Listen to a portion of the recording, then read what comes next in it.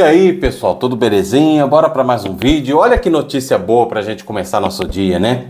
A desigualdade nas metrópoles brasileiras caiu ao menor nível da história. É isso mesmo que você ouviu.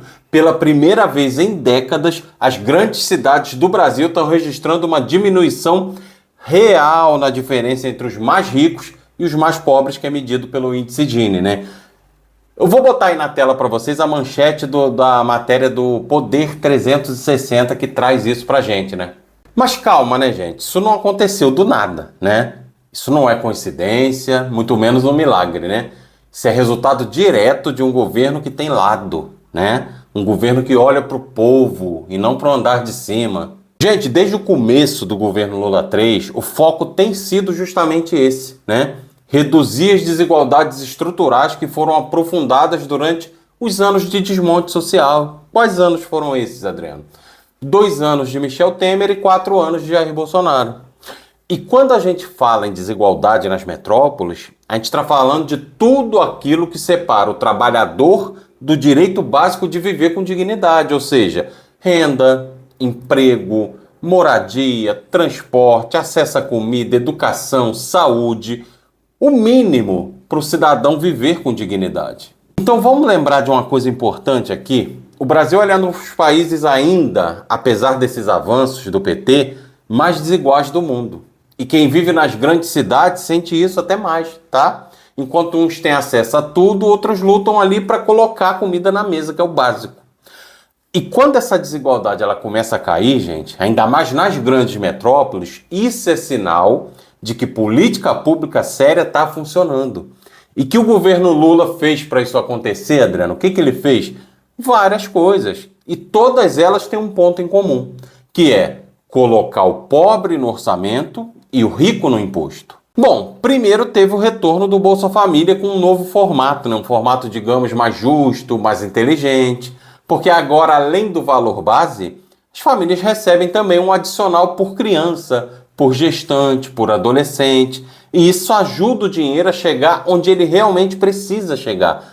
Onde, né, Adriano? Nas mãos das mães, dos pais, das famílias que movem esse país. Bom, depois veio o aumento real do salário mínimo, né? Que estava congelado ali na prática há muito tempo, gente. Parece pouco para quem nunca precisou viver com um salário só, mas para quem depende dele, gente, olha, eu diria, sério, é a diferença entre viver e sobreviver, né? E mais, com o mínimo subindo, toda a base salarial sobe junto. E isso puxa o mercado inteiro para cima. Bom, teve também a retomada dos investimentos em habitação popular, com Minha Casa Minha Vida, por exemplo, né? Voltando ali com força total. Gente que vivia de aluguel ali em condições precárias, agora está realizando o sonho da casa própria. E isso, gente, eu diria que injeta dignidade. Isso aquece a economia, isso gera emprego no setor da construção civil, que sempre foi um dos setores mais fortes que a gente tem no país, né? Sem falar no PAA, que é o Programa de Aquisição de Alimentos, né? E também, a gente tem que lembrar aqui, no restabelecimento do Conceia. Isso aí que eu falei para vocês, tanto o PAA quanto o Conceia, eles garantem comida no prato, eles valorizam a agricultura familiar. Tudo isso impacta diretamente nas metrópoles. Por quê? Porque quando o campo é valorizado, a cidade paga menos pela comida. E o trabalhador consegue respirar um pouco mais aliviado no fim do mês. E não dá para esquecer, lógico, da política de valorização do ensino técnico e das universidades públicas, né? Que está abrindo portas para uma nova geração de jovens da periferia. Olha isso, que bacana, gente. Jovens que antes não tinham acesso a oportunidades e agora estão ocupando espaços que antes eram negados. Essas ações, gente, combinadas ali, elas formam o que a gente chama de projeto de país. E não de poder. Isso é muito diferente. O que o governo Lula está fazendo é governar para a maioria e não para meia dúzia de empresários que mandavam e desmandavam nesse país. E o resultado desse trabalho competente do Lula, do Haddad, de toda a equipe de governo, está aí, gente, está aí.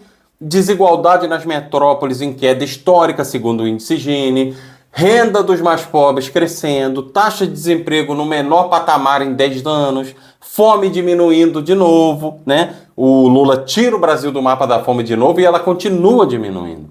Então, tudo isso É importante lembrar, depois de um período onde tentaram destruir o Estado brasileiro, tentaram vender o patrimônio público e convencer o povo de que o Estado não serve para nada. Tentaram. Agora a gente está vendo aí na prática o contrário. O quanto que o Estado funciona e quando ele funciona, o povo vive melhor. E sabe o que é mais curioso, gente? Mesmo com todos esses avanços, ainda tem gente que tenta desmerecer o governo. Diz que não vê melhora, que nada mudou. Mas olha, gente, a desigualdade, ela é um termômetro social. Só quem trabalha com isso sabe. E quando ela cai, é porque a base da pirâmide está respirando. E quem faz isso acontecer é um governo que acredita que pobre não é problema, o pobre é solução. Porque é ele que move esse país. É a classe trabalhadora mais pobre que faz esse país funcionar. Então, antes de acreditar em fake news aí ou discursos de ódio, olha para os números, tá? Olha para a realidade do povo. A desigualdade ela não cai sozinha não, gente, tá? Isso não é mágica não. Ela cai quando o governo investe em políticas públicas, quando fortalece o SUS, quando valoriza a educação, quando enfrenta os privilégios ali de frente, como o governo Lula está enfrentando, né? Então eu diria que esse é o retrato de um governo de esquerda de verdade, né? Aquele que não tem vergonha de dizer que governa para os mais pobres e que acredita que justiça social, não é gasto, é investimento. E no fim das contas, é isso que diferencia um governo popular de um governo elitista, né? O governo Lula ele é acusado de ser elitista por uma galera mais narniana de esquerda. Mas o governo elitista, gente, ele corta a direita e chama de reforma. O governo popular, como o do Lula, ele faz o que ele está fazendo. Ele amplia a direita e chama de progresso. E é por isso que, mesmo com todas as dificuldades, com o Congresso travando projetos e a elite esperneando aí, né, dando chilique, os indicadores sociais começam a melhorar cada vez mais. Por quê? Porque quando o povo volta a ter vez, o Brasil volta a andar de frente, de cabeça erguida. Gente, a gente tem que lembrar de uma coisa sempre, não podemos esquecer isso nunca. O Lula está governando um país onde o Congresso é dominado por uma extrema-direita fisiológica, reacionária, ultraconservadora, uma Câmara presidida pelo Hugo Mota lá, o mesmo que virou símbolo do toma lá da cá, né? O discípulo do Lira, digamos, né? O Senado tem uma base ali de direita pesada, o Centrão está comendo pelas beiradas ali para manter seus privilégios, ou seja, o Lula tá num campo minado político, gente. Não é fácil. E ainda assim, dentro desse cenário, ele está conseguindo fazer o que nem governos que tinham base sólida no Congresso conseguiram, né? Os governos FHC, por exemplo, tinham base sólida no Congresso, né? E o Lula, mesmo sem base nenhuma, está conseguindo reduzir desigualdade, retomar programas sociais, controlar a inflação, recuperar a credibilidade internacional. Isso é um feito gigantesco, gente. Mas, claro, para quem vive de internet, de lacre, de slogan, pronto. Nada disso basta, né? Os webcomunistas olham para essa realidade complexa e acham que o Lula podia simplesmente bater o pé e aprovar tudo. Não, gente. Como se o governo fosse ali uma live de YouTube, não uma arena política real, cheia de acordos, cheia de pressões, cheia de negociações. Eles esquecem que política institucional é disputa de poder. E quem tem maioria manda. É simples assim. E hoje a maioria está nas mãos do outro lado, dos conservadores, dos reaças, né? De bancada BBB. Então o Lula ele tem que dançar conforme a música, mas sem sair do ritmo da justiça social. É isso que o Lula vem fazendo. Ele vem dançando a música do jeito que ela é tocada, mas vem conseguindo os avanços, né?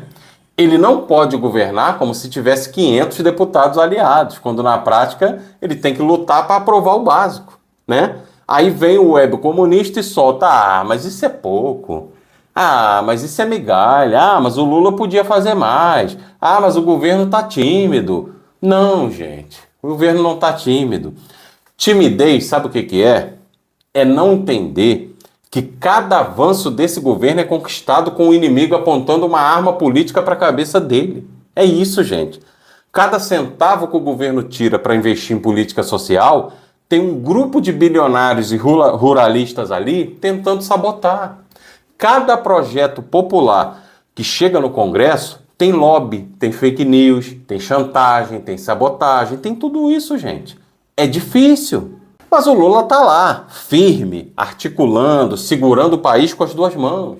E o mais curioso é que enquanto o presidente está lá lutando para aprovar coisas concretas, tem gente na esquerda que prefere atacar ele em vez de atacar a direita. Ou seja, virou moda fazer oposição à esquerda, né? Em nome da pureza revolucionária. E vocês sabem o que é engraçado? É que eu sou acusado disso, né? A galera dos webcomunistas, o fandom webcomunista, vem nos meus comentários: nossa, mas e a direita? Você só fala dos webcomunistas? Lógico, lógico. Esses revolucionários de Twitter, eles acham que lutar por mudanças dentro do sistema é trair o ideal. Mas a verdade é o contrário, gente. Trair o povo é fingir que dá para mudar o país ignorando o sistema, que é o que vocês, webcomunistas, fazem, né? Porque o verdadeiro revolucionário, de verdade, ele entende o contexto. Ele lê a realidade e atua estrategicamente. O resto, sabe o quê? É romantismo político travestido de radicalidade. Gente, o Lula sabe que para governar tem que construir pontes, não pode construir muros, gente. Isso não é ceder ao centrão. Isso é usar o jogo político para colocar o povo dentro da pauta, mesmo com um Congresso extremamente hostil. Então vocês parem de inventar fake news sobre o governo, que aí eu volto a falar da extrema-direita. Mas enquanto vocês estiverem fazendo o trabalho da extrema-direita, eu vou estar fazendo o trabalho da esquerda real, que é combater a fake news de vocês. É isso. Porque vocês se recusam a entender o que é correlação de forças, né? Reconhecer que nem tudo é possível agora, mas que cada passo, cada conquista, cada reajuste no salário mínimo, cada família que sai da fome, tudo isso, gente, é parte de um processo histórico. É o fio que vai puxando o Brasil para cima aos poucos, de forma concreta. E se a gente olhar para trás, dá para ver o contraste nitidamente. Nitidamente.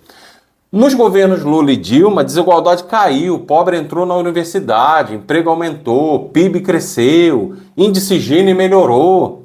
Aí veio Temer e Bolsonaro e tudo isso, ó, desabou, né? E agora o Lula tá lá, reconstruindo o país com as ferramentas que sobraram. Gente, a correlação de forças ela é tão desproporcional que se o governo não negociar, nada passa. Se nada passa, o povo é quem sofre. Então, na prática, o Lula tem que escolher. Ou ele governa com diálogo, ou ele assiste o Congresso travar o Brasil. E sabe o que é mais engraçado? De verdade, gente. Os mesmos webcomunistas que dizem que o Lula devia peitar o sistema são os primeiros a chorarem quando o Congresso derruba uma medida popular, né? Ou seja, eles querem um milagre. Eles não querem um governo. É um milagre que eles querem. Eles querem discurso bonito, mas não querem resultado real. E só para vocês terem uma ideia, tá aí na tela para vocês verem, quando o Carlito subiu aqui na live, numa das últimas vezes, ele mostrou esse gráfico aqui pra gente, tá? Que ele tirou do próprio site do Gov. Tá aí para vocês verem a correlação de forças no Brasil atual. Ou seja, o Lula governa, pelo que vocês estão vendo aí, com 75% do Congresso contra ele e 80% do Senado contra. Gente, isso é uma das correlações de forças mais desfavoráveis que eu já vi no Brasil. E ainda assim o cara tá entregando. Gente, vamos ter um pouco mais de consciência, né? Mas é aquele negócio, gente. Política não é sobre discurso, é sobre poder. E poder, meus amigos, se conquista, se negocia, se constrói. E o Lula entendeu isso desde 1989, viu? Por isso ele é o único líder de esquerda no mundo que conseguiu governar 3 vezes um país continental, democrático e dominado por elites históricas. Então, antes de chamar o que ele está fazendo de pouco, olha para o cenário político, olha para o Congresso, olha para esse gráfico que eu coloquei aí para vocês, que é de autoria lá do Carlito, ele tirou do site do Gov. Olha para o orçamento, olha para o tanto de sabotagem que o governo enfrenta todo dia, gente. E mesmo assim o Brasil está andando, está melhorando, a desigualdade está caindo, a renda está subindo. O povo voltou a ser prioridade. A gente passou por 6 anos tenebrosos, tenebrosos. Então isso em qualquer país sério seria motivo de orgulho nacional. Mas aqui uma parte da esquerda, ela parece, sei lá, competir para ver quem é mais puro. E não para ver quem mais faz pelo povo. essa pureza ideológica é o que mais alimenta a extrema-direita. Por quê? Porque ela divide o campo progressista real e enfraquece o projeto popular que está em andamento, né? E a gente não pode mais ter outra interrupção nesse projeto popular, gente. Já tivemos uma interrupção de 6 anos e foi uma tragédia. A gente já poderia hoje estar na crista da onda, mas o Lula está caminhando a gente para lá. Então, no fundo, o que os webcomunistas chamam de pouco é justamente o que o povo chama de esperança voltando. Porque para quem viveu a fome, ver a desigualdade cair não é pouco, gente. Para quem ficou desempregado anos, ver o salário mínimo subir não é pouco. Para quem estava dormindo na rua e agora tem casa pelo Minha Casa Minha Vida, isso é tudo. Não é pouco, não. É tudo. E é curioso ver como que essa galera da internet constrói seus próprios heróis revolucionários, né? Eles vivem exaltando o Eduardo Moreira, chamando o cara de marxista, de anticapitalista, de revolucionário contemporâneo. Caramba, gente.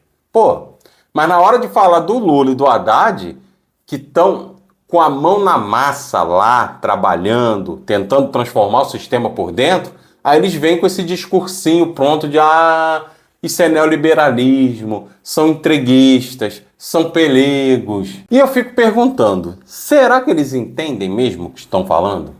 Porque na prática, o Eduardo Moreira ele fala a mesma coisa que o Haddad faz, né? Só que o primeiro fala em tom de palestra e o segundo age em meio ao fogo cruzado do Congresso, do mercado, da mídia. Ou seja, um é discurso, o outro é ação.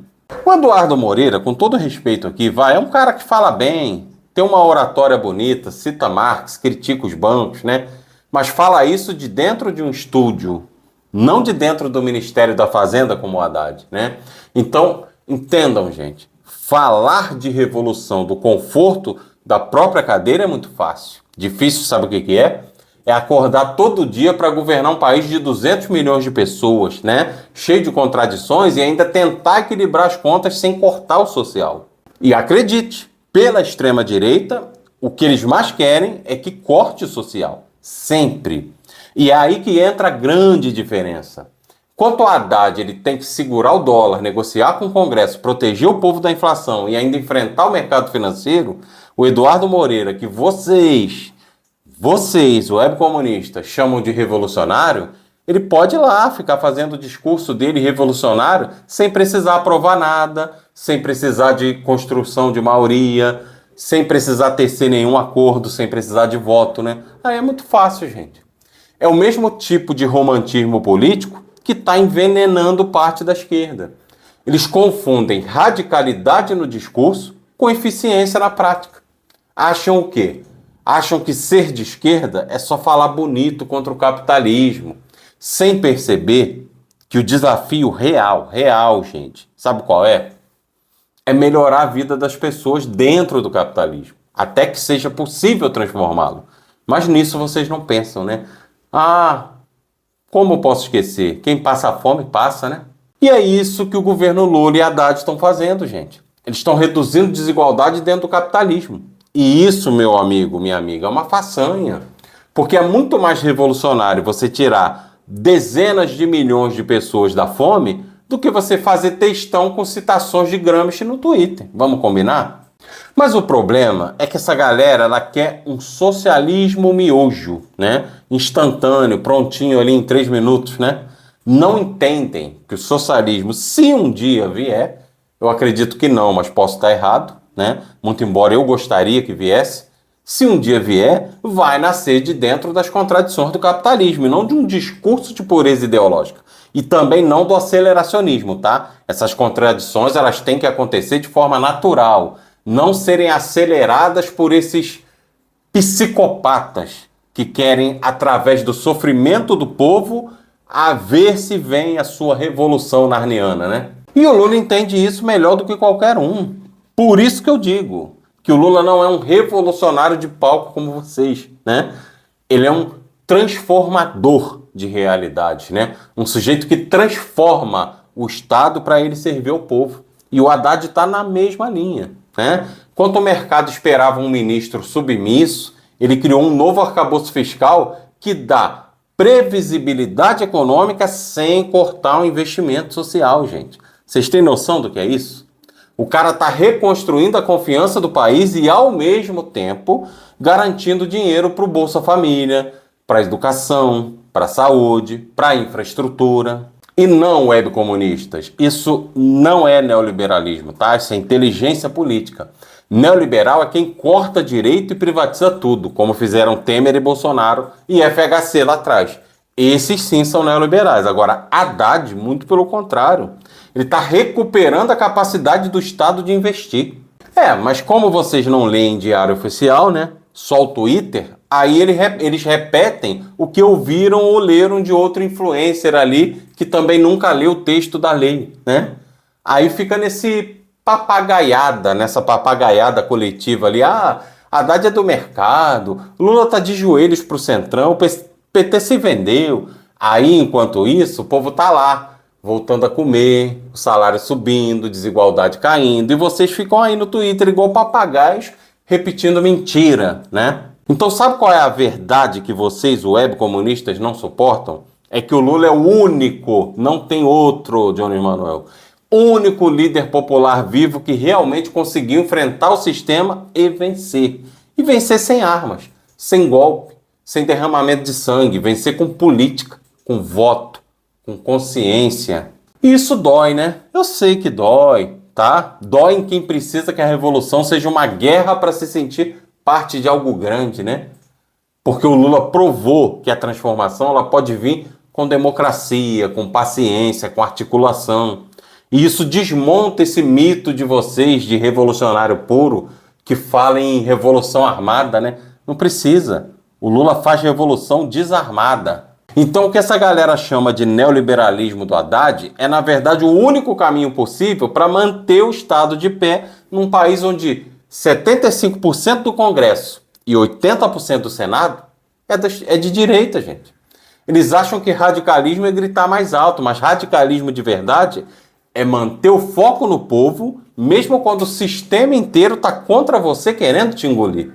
E olha só a ironia. Enquanto o Lula e o Haddad estão sendo chamados de neoliberais por esses pseudo-revolucionários de internet aí, o próprio mercado financeiro reclama deles, dizendo que eles são intervencionistas demais.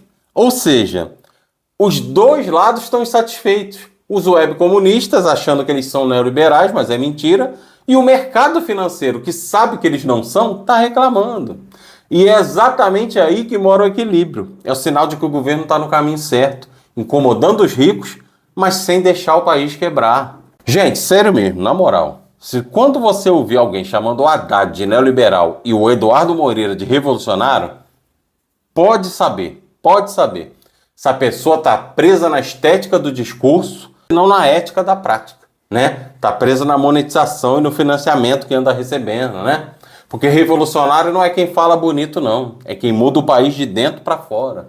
E nisso, Haddad e Lula estão fazendo história.